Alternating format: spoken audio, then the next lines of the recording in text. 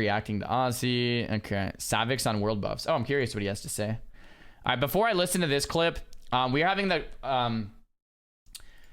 the discussion yesterday if world buffs are worth it or if world buffs are not worth it. And there's two sides to it, okay? The first side is that's how Classic is, and it's content for level 60 to collect and manage world buffs. That's what you do at level 60, and that's how Classic is, that's how Classic was. So that's the first side of the argument. Now, the second side of the argument about world buffs, especially in hardcore, is that world buffs were probably never intended to be used the way they are. Correct me if I'm wrong, Blizzard developers, if you're out there. But I don't think world buffs were ever intended to stack up 2, 3, 4 world buffs, 5 world buffs, 6 world buffs at the same time before you do a raid. Like, that's players min-maxing to the T, right? I think world buffs were supposed to be like, oh, I turn this quest in and I help out the whole city. Wow. But now in 2023, with the internet, with Twitch, it's like, okay, guys, we're going to drop the world buff at 11:59, and then everybody gets it, and we're not going to raid unless you have it. And if you don't have it, you're being kicked from the raid. So it's kind of becoming this discussion. It trivializes the raids because it makes them so easy. It makes it annoying to have to log in to get the world buffs, and they were probably never intended to be used this way in the first place. So those are the two sides of the argument, and I'm probably more on the side of the argument that I'm not a big fan of world buffs, but let's hear what Savix has to say.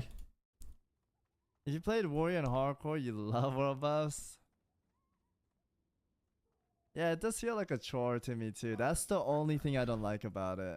Yeah. But some people like that. Yeah. Because it gives you something to do. However, I feel like it should be just left alone with consumables, right?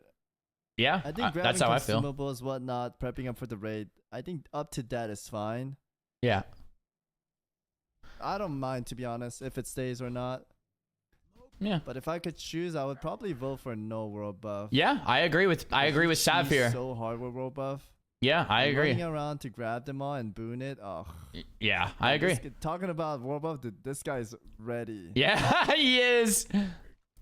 He is ready, bro.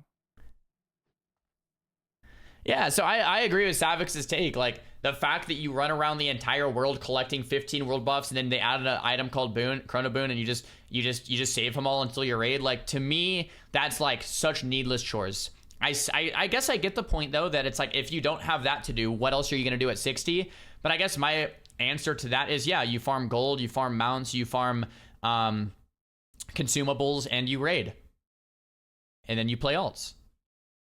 Like, to me, that seems fine, but I don't know. That's my take. I agree with Sav. I can see people disagreeing, and I think there's a valid reason to disagree here.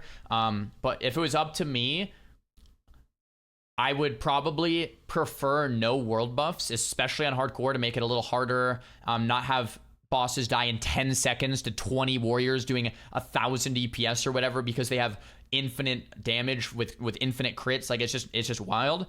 But at the same time, I think I agree with Savix too that I don't really care that much one way or the other.